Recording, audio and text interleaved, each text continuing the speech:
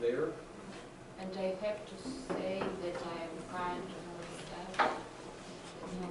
Okay. Does this sentence have any of these in it? no. Okay. So this is actually a complex sentence, and I can explain why in a later. But because it's none of these, then it's not going to be a compound sentence. Okay, so I have in the first one the last sentence. What about in the second paragraph? Yeah, my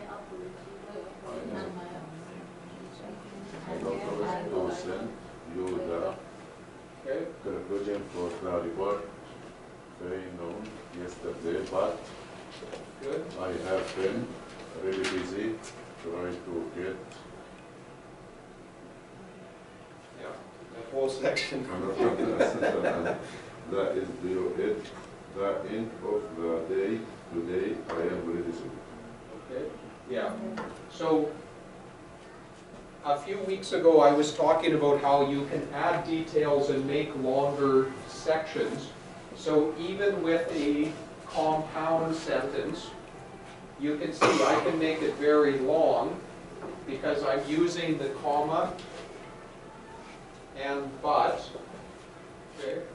And I'm actually going to erase this part, and I'll explain why in a minute. Okay, so I have a compound sentence. I know I promised, but I've been really busy. Okay, is there any other compound sentence in that paragraph? My apologies, but I don't show. Sorry? From my apologies. Okay, so my apologies again, and I hope I haven't slowed things down for you too much. Yes. Okay, sorry, I'll do it with the right color. So green and that. So subject and my verb. I hope I, subject. So here it's a little bit confusing because I know I promised, I hope I haven't, but this is all part of this phrase, and this is all part of this phrase. So in the second paragraph we have two compound sentences. Okay? In this section, this is the compound part.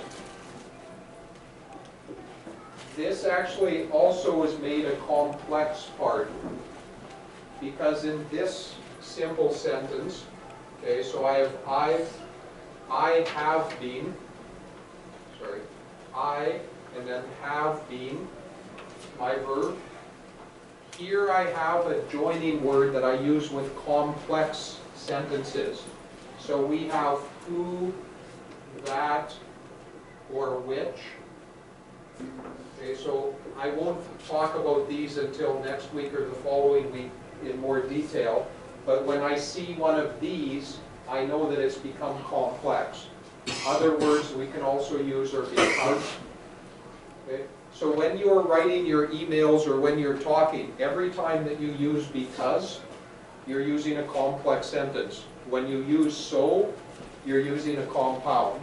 So when you had the parents talking with the teachers a few weeks ago, you were already talking about these. You know, I hope your child can do some homework at night so he can improve. Oh, I can't work with my child for 10 minutes every night because I come home late from work. Okay? So you're already using some of these, you just haven't recognized or identified it yet. But that's where we want you to start using more of the compound or complex sentences rather than the short, simple ones. Okay, so I'll stop for today with that section, but that gives us an understanding or idea of these parts. Any questions or comments with compound?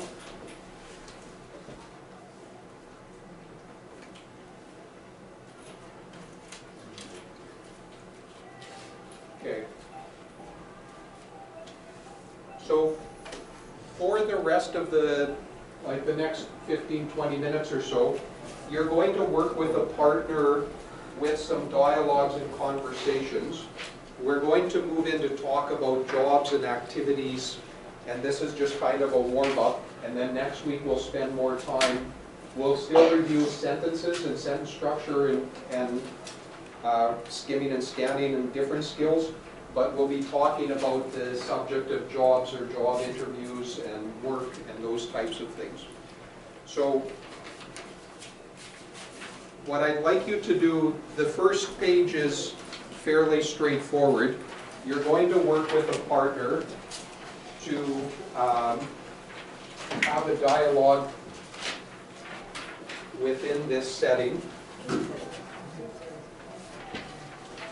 And then Adnan, do you want to come over and join with Assam? You guys can work together. And so for you guys, I'll have all three of you going through. So to start, just to give you a bit of context, this is talking about working and asking where do you work.